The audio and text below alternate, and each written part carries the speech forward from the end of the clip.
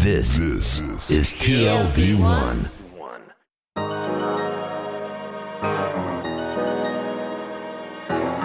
The Tel Aviv Review. Hello and welcome to the Tel Aviv Review, a program dedicated to the word, to the thought and to debate, brought to you by the Van Leer Jerusalem Institute, which promotes humanistic, democratic and liberal values in the social discourse in Israel. I'm your host, Gilad Halpern. And I'm Dahlia Shenlin. We'll be talking every week about books and ideas that we find fascinating.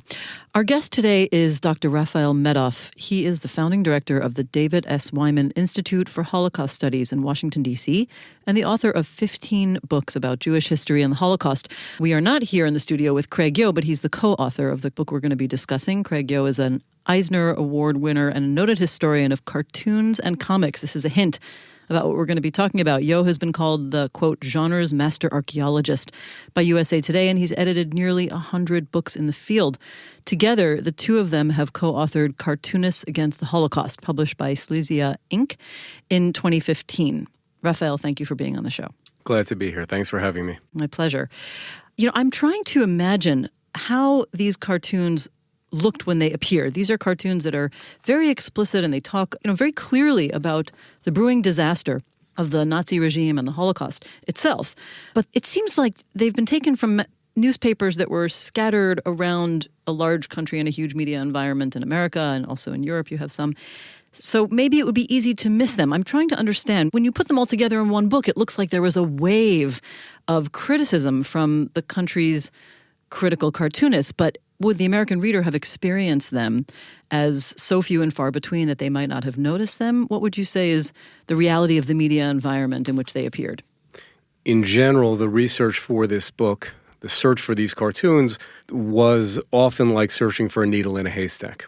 The cartoons were few and far between. Cartoons referring to the plight of the Jews in Europe in the 30s or 40s were few and far between at the time.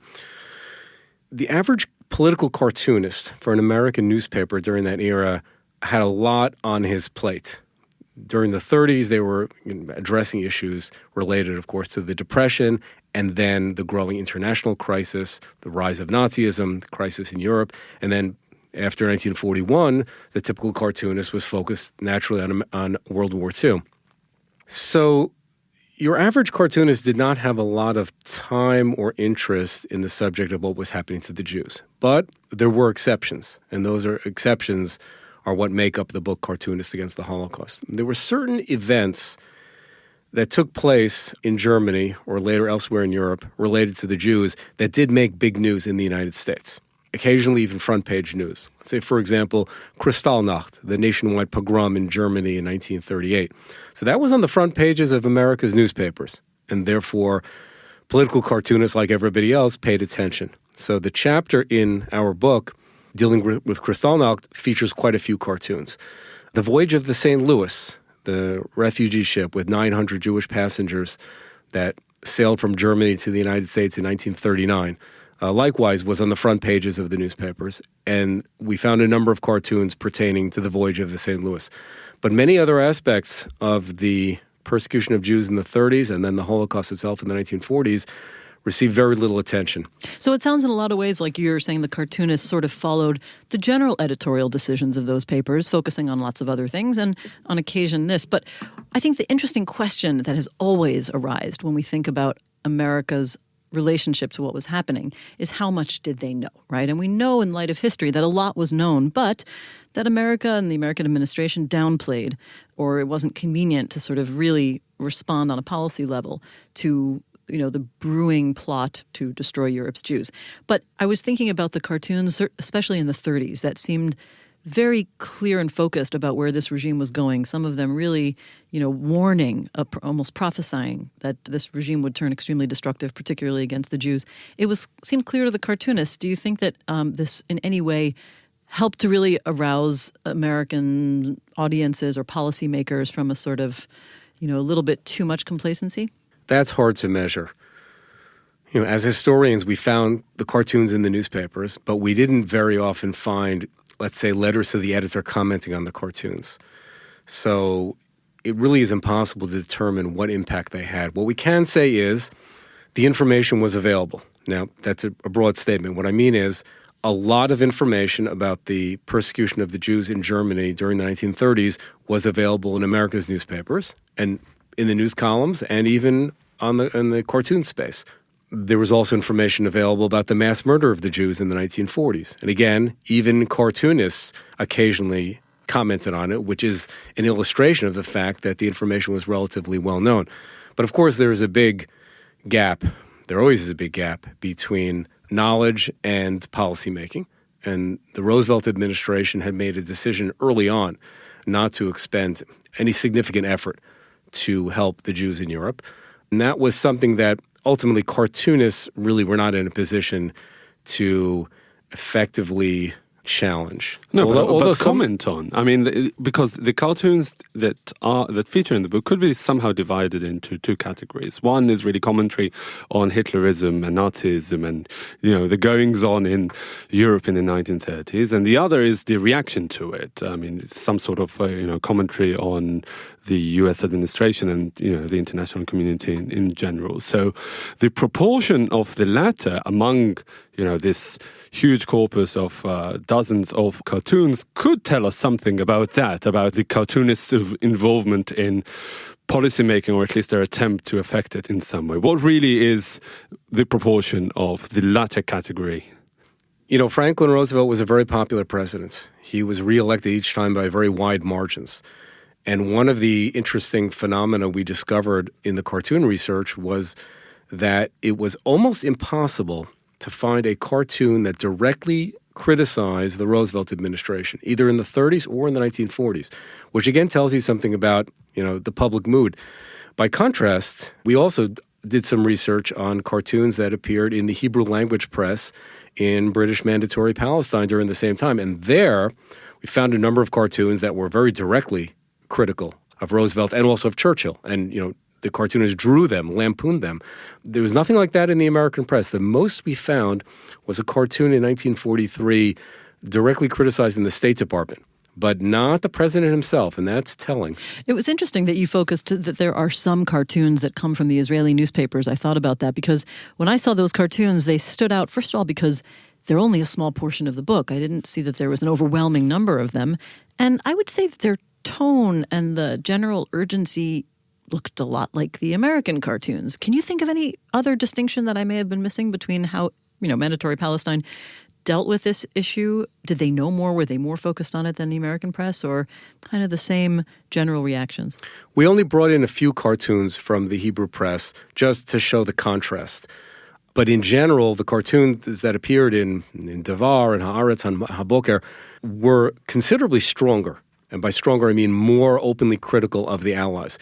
Stronger in Gilad's sense, then, critical of the policy, not so much different Correct. About commenting on what was actually happening in Europe. As it's known, the Giladian sense. The Giladian sense, exactly. I was a little surprised, actually, that the British censor did not intervene more often because there were a number of cartoons very critical of Prime Minister Churchill, of his response to the Holocaust, for example. You could do an entire book about how the Yishuv cartoonists responded to the Shoah.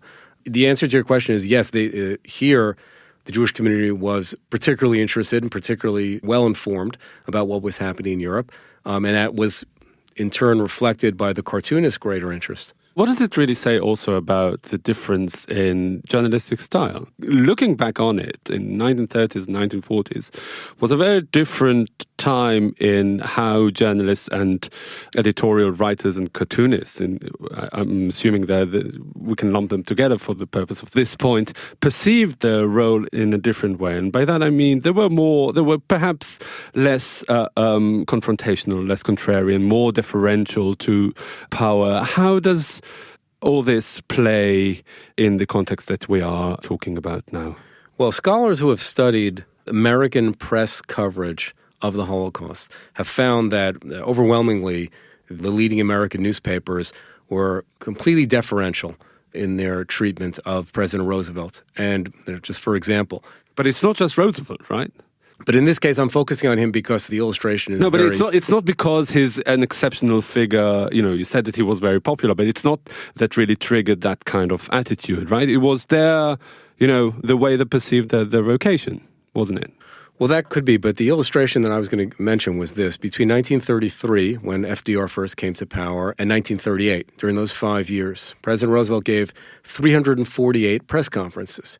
He did not mention the persecution of the Jews in Germany even once in all that time, and none of the journalists questioned him about it. So they tended to fall in line. The Washington Press Corps basically followed whatever line the president put out there, and it was very unusual for them to challenge or to ask a question that they knew he might be uncomfortable with. Yeah, Obviously, that's very different than the situation today. And the cartoonists were bolder in this sense. You did say that there were very few examples of them criticizing the American administration. But do you think that, can we really draw a line between journalists and opinion writers and cartoonists? Were they like the vanguard of commentary in the press at the time? No, I think it's a reflection of the era. I'd say in the 1930s and 40s, cartoonists spoke out more or less to the same extent that other journalists spoke out. And today, cartoonists are much more provocative, just like journalists are generally more provocative. So I don't think there's evidence of a distinction between journalists and cartoonists or any indication that the cartoonists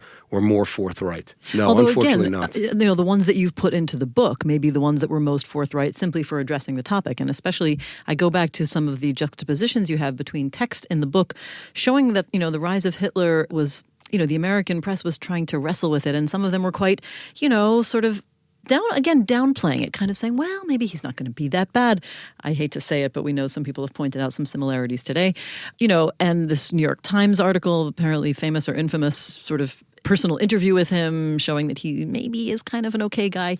But then you show the cartoons that have people hauling a swastika over their shoulders like it's as if it's the cross and crucifying Czechoslovakia. I mean, there does seem to be, or at least certain cartoonist personalities who were more provocative against the Nazi regime when the editorial boards were not. Is that because they were in more marginal or liberal papers? Doesn't that go against a little bit what you were just saying before, that they kind of fell into line, the cartoonists? Several of the cartoonists were themselves Jewish refugees from Germany. So in those cases, and here we're talking about, for example, Arthur Schick or Eric Godal, they had personally experienced persecution at the hands of the Nazis.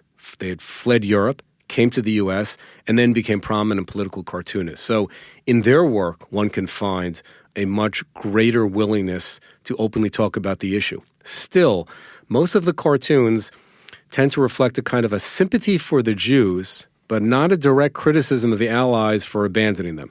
There's some of that, but not a lot. So one of the things we're looking at in the book is not so much the cartoonists themselves challenging government policy, but rather the cartoonists alerting the American public to a particular human rights crisis abroad in the hope of trying to stir public opinion. As we noted earlier, there's not really evidence that they succeeded.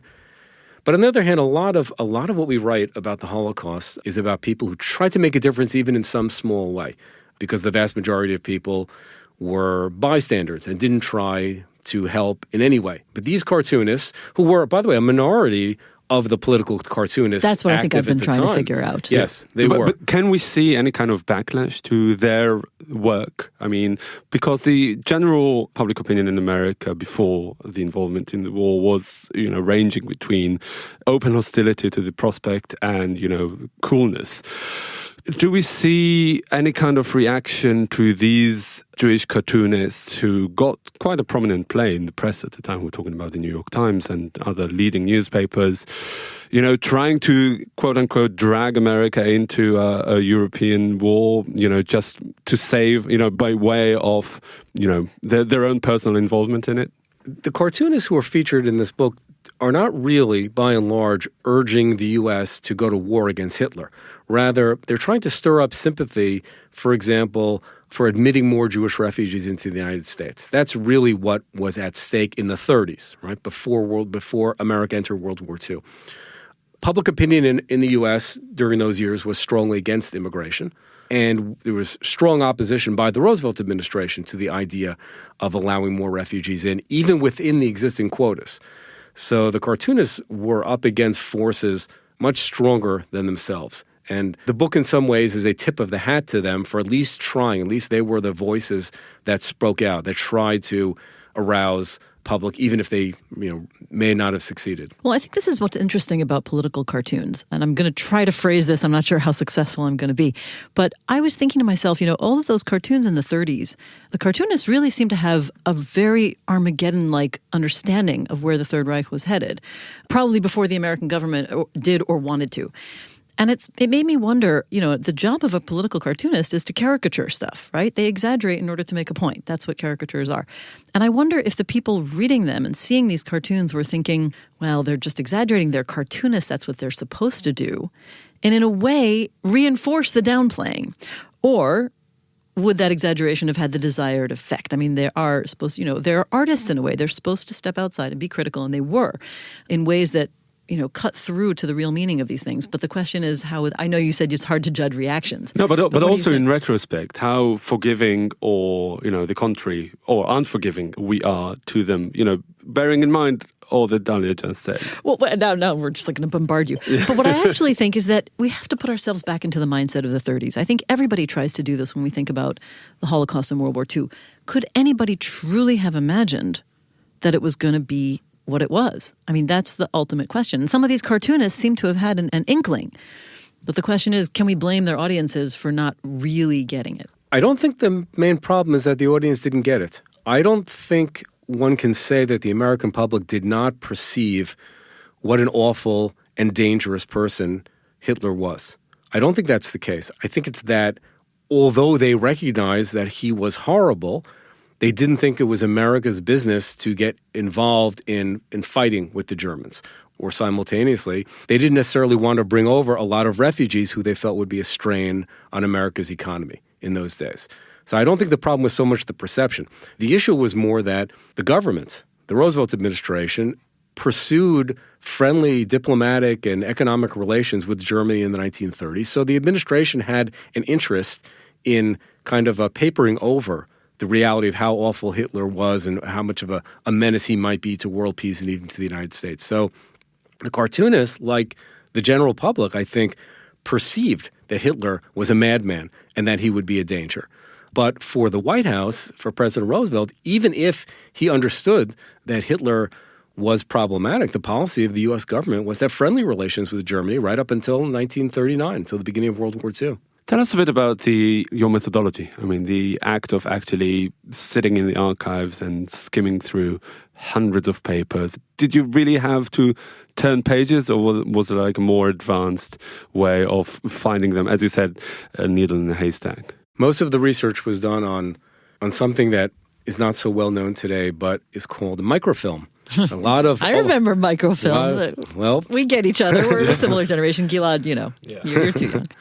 So a lot of the early newspapers have not yet been digitalized. And the only way to look at them is to go to a library where they have microfilms of papers from that era, and then to just go through the microfilms. It's kind of a painstaking process. So you spent months, if not years, in a dark basement, essentially. Well, it's lit by the microfilm machine. Right. There's like a light in there. The research went on for a number of years, and it eventually yielded enough cartoons to tell the story we want to tell. What this book does is it tells the story of the Holocaust and the years leading up to it through the eyes of the cartoonists. Can you pick a favorite? I mean, is there one cartoon that you say, this one strikes me? Maybe favorite is the wrong word, but this one really is the most powerful, penetrating symbol of something prophetic, for you personally. perhaps. Like, did you have a personal reaction to any of these? The very first cartoon I found, which inspired me to begin the project of researching and writing the book, is one from the story of the refugee ship, the St. Louis. The cartoon shows the Statue of Liberty, the ultimate symbol of welcoming and of admitting refugees and admitting the downtrodden, with a keep out sign, while the ship, the St. Louis, sails sort of away from it in front of the statue. And that cartoon is so striking because it takes a well-known American symbol of helping people from around the world and kind of turns it on its head. In the cartoon, the statue's face is turned away. The cartoon was titled Ashamed. There's an editorial accompanying the cartoon. This is not typical, but in this case, it was editorial because the editors, I guess, were so moved or struck by the cartoon image. And they described how in this cartoon, the Statue of Liberty is turning her face away in shame that America has, in effect, turned its back on its old and noble policy of welcoming the persecuted from around the world. So that cartoon was the one that first got me thinking, if there is a cartoon like this, maybe there are others. I wanted to talk about a particular cartoon that struck me. And this was the one that was published in the London Evening Standard in June 1943, drawn by David Lowe. And it depicts really the most explicit possible scene. It's Jews in a concentration camp, hanging on nooses, filing into gas chambers, piles of corpses. I mean, it's extremely graphic. I understand that you don't necessarily have, record of the reactions to it, but I'm just trying to put that in the context of some of the controversies we know about political images and the controversies around their publications even today. I mean, I'm thinking of the enormous controversy at the time of, the girl in Vietnam driven out of her home by an attack and running naked through the streets, and other photographs that would be simply too explicit for most audiences. How did something like this make it into a paper? Well, there's one cartoon in the book which I think is even more disturbing. And in fact, some of the articles about the book in which I had shown that cartoon as one that I suggested to accompany the article, editors in several cases declined to publish it because they found it too graphic. And that was a cartoon by Dr. Seuss about the murder of Jews from France. And in that case, Seuss, who was a political cartoonist in the early 40s before he began his career as a children's book creator. Fascinating story in itself. Yes, Seuss drew Jewish corpses hanging from trees in France. And it is a disturbing image. And I would say it's the most graphic image of the killing of Jews that we came across in our research and which appears in the book. Is that the one with Hitler saying the poem? Right. The trees. The poem Trees. Yeah. It's Hitler and Laval together. Laval, the puppet, yeah. the puppet pro-Nazi dictator in France. And they're both singing from the lyrics of the famous poem Trees by Joyce Kilmer. Right. I wanted to ask you, maybe it's a question for your co-author more than you, but I want to ask you in principle about focusing on cartoons. Your co-author is what's called the genre's master archaeologist, right? So, but still, I mean, you've been engaged in this project just the same. Do you feel that there are other insights that emerge from focusing on cartoons rather than the written word? I mean, you are a historian of the Holocaust. It's not something that is foreign to you. What do you have to say on that? Holocaust education today is a major challenge in American schools. In 35 of the 50 states, teachers are required, either by law or by decision of the Board of Education, to teach students about the Holocaust and other genocides. So every year, teachers are looking for new materials. One of the driving ideas behind the book Cartoonists Against the Holocaust was to give teachers a new way of presenting this subject to students, a way that the average teenager might pay more attention to, might take something away from. So that's kind of the underlying premise here. And indeed, teachers who have been using the book in their schools have reported back that it's extremely effective and that it really gets kids thinking and talking because those images stick in their minds. So to supplement that, the David Wyman Institute for Holocaust Studies, of which I'm director, has now begun publishing a line of educational comic books about the Holocaust. Art Spiegelman's book Mouse pioneered this idea of telling true stories from the Holocaust, but doing it in cartoon or comic format. So we, the Wyman Institute, we have now published 2 such comic books, and we're working on a third. One is about Jan Karski, the famous Polish Catholic underground courier who was an eyewitness to atrocities against the Jews in occupied Poland and who came to England and the United States to try to alert the world. And he's credited with bringing the news of the Holocaust to the Western world, right? He was the first one, right? It was not the first, but he had a famous encounter with President Roosevelt in the White House where he tried to persuade the president to do something for the Jews in Poland.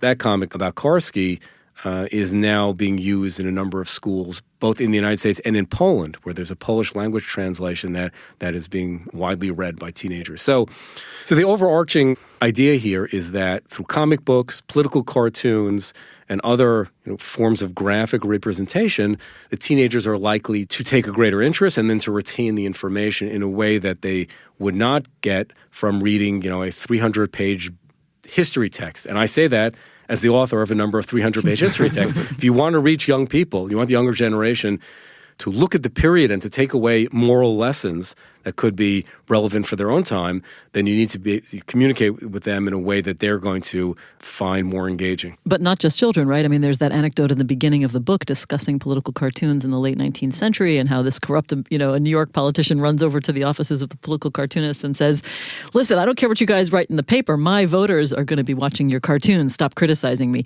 To what extent do you think political cartoons still play that role in an age of, dramatically different media, social media, fragmented attention spans? Do they still have that kind of clout in the general public? Well, in the United States, cartoonists still have the ability to provoke debate, and that is important enough. And that typically will happen if a cartoon is unusually offensive. That'll get people talking, and that serves a purpose.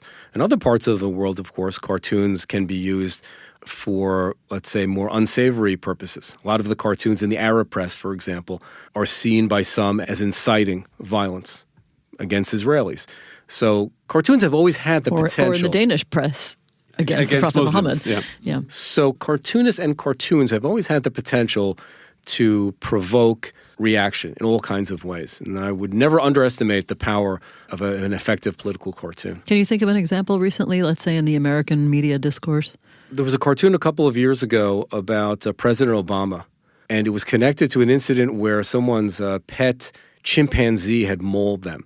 And the idea of connecting President Obama with a chimpanzee was regarded by many as racist. And that sparked a very interesting debate, and the cartoonist felt compelled to publicly apologize. And that's important also because in a case like that, by the cartoonist acknowledging that he might have gone too far, even if unintentionally, it helps set the standard for more civil public discourse and an acknowledgement, yes, that sometimes it's going too far. One of those rare moments when you can actually trust the marketplace of ideas to self-regulate, something that I'm not sure if we can say for the present environment. Probably not. All right. Dr. Rafael Medoff, the founding director of the David S. Wyman Institute for Holocaust Studies in Washington, D.C., and the author of numerous books, including the recently published Cartoonists Against the Holocaust. Thank you very much for joining us today. Thanks for having me. And also big thanks to Gizem Ozdemir, our sound engineer, and to the Van Leer Institute for the generous support.